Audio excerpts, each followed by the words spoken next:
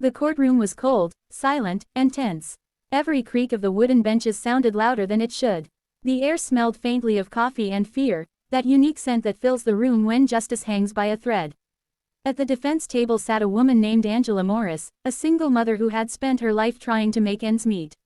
Her hands were cuffed, her eyes swollen from nights without sleep.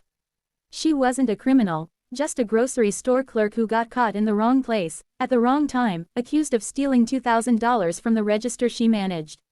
The store's cameras were broken, the witnesses unreliable, and the evidence, a series of printed receipts, painted a damning picture. But none of that mattered to Angela in that moment. Her heart wasn't on the evidence table or in the judge's hands, it was sitting in the front row, clutching a folder almost as big as his chest. Her son, Eli, only 9 years old, watched with wide eyes and trembling lips. He was too young to understand court procedures, but old enough to recognize injustice when he saw it. When the judge called for closing statements, the prosecution stood tall and confident. "Your Honor," the lawyer said, pacing with ease, "this is a clear case of theft. The defendant had access, motive, and opportunity. The evidence speaks for itself. The store's loss matches the amount missing on her shift. Justice must be served." The jury nodded along. The defense attorney, a tired public defender juggling too many cases, simply sighed.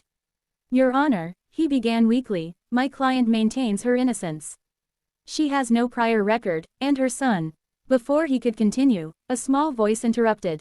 "Your Honor, my mom didn't steal anything." Every head turned. Eli stood up, shaking but determined.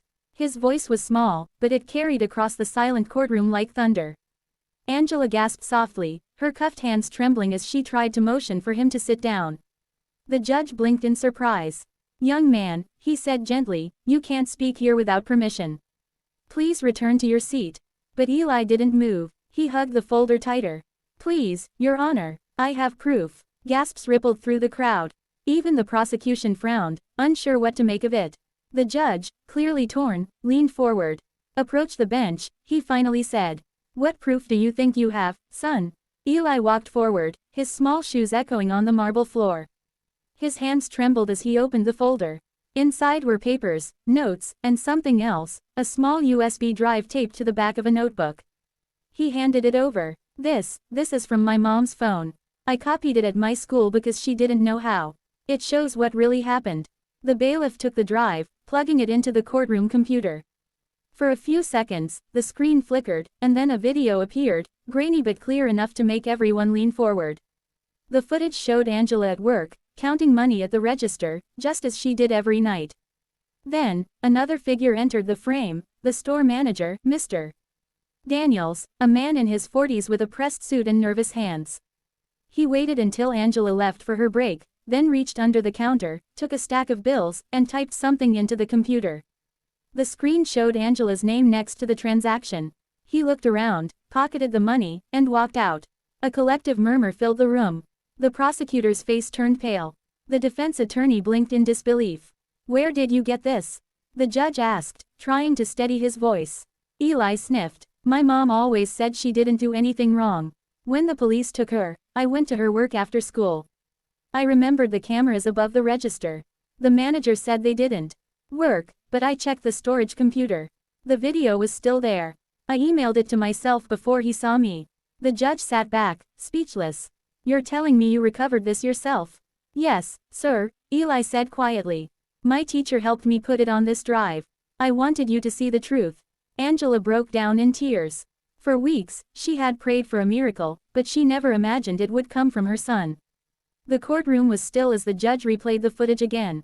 It was undeniable. The evidence that once condemned her now exposed the real criminal. Within minutes, the case unraveled. The prosecutor asked for a recess, scrambling to verify the authenticity of the footage. But the timestamps matched perfectly. The bank reports confirmed that the missing money appeared in Daniel's account 2 days later. There was no doubt, Angela was innocent. The judge removed his glasses, rubbing his eyes as if trying to compose himself. "Mrs. Morris," he finally said, "you are free to go. This court owes you an apology."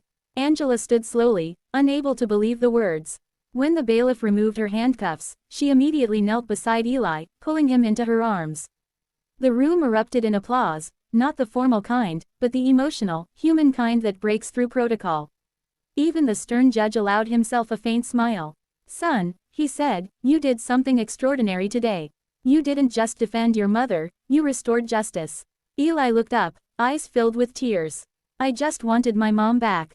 That night, the story made local headlines. Boy exposes store corruption, frees innocent mother. But beyond the news, beyond the cameras, there was a deeper truth, one that echoed far beyond that small courtroom. Angela's case became a symbol of how easy it is for the powerless to be silenced, and how courage, even from a child, can break that silence. People wrote letters to the court, to the school, to the family. Donations poured in. The grocery store fired the manager, and he was later charged with embezzlement. But Angela didn't seek revenge. She just wanted to live quietly, rebuild her life, and give Eli the childhood he deserved. "He's my hero," she said in an interview later. "When everyone else gave up on me, my son believed." Eli's bravery didn't just free his mother, it changed their entire community. The school started teaching a new program on ethics and truth, using his story as an example. The local news station invited him to speak about what inspired him. His answer was simple: "My mom always told me to do what's right, even when it's scary." Months later, the judge invited Angela and Eli back to the courthouse. This time, not for a trial, but for a ceremony. The city awarded Eli a Courage and Justice Medal, the youngest person ever to receive it. As he stood on stage holding the medal, he glanced at his mom, tears in her eyes and pride in her heart. "Sometimes," the judge said during the ceremony, "the truth doesn't come from lawyers or evidence files. Sometimes, it comes from a child who refuses to let the world be unfair." Angela and Eli's story became a viral sensation online, not because of fame or drama, but because it reminded people that love can uncover truth, and truth can restore faith. Millions watched and cried, sending messages of hope and admiration. It wasn't just a story about a courtroom, it was a story about the unbreakable bond between a mother and her child. Years later, when Eli grew up, he decided to study law. Not because he wanted power, but because he understood what justice really meant, not just words in a book, but the courage to stand up for what's right, no matter who you are. He often said in interviews, "That day, I wasn't trying to be brave. I was just trying to bring my mom home." And in a world where truth is often buried under lies and power, that simple act of love, a boy holding a folder bigger than his chest, standing up in front of strangers, became a light that still shines today. Because sometimes, heroes don't wear capes. Sometimes, they just stand up and say, with trembling voices and unshakable hearts, "My mom is not guilty."